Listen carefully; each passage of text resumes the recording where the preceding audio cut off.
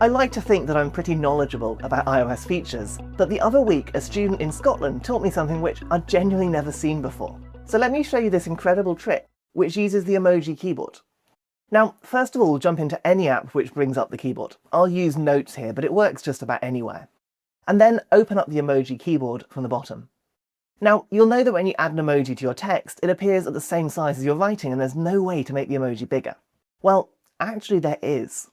Tap and hold the emoji on the keyboard and it lifts off the keyboard. And then swipe away from the app you're in.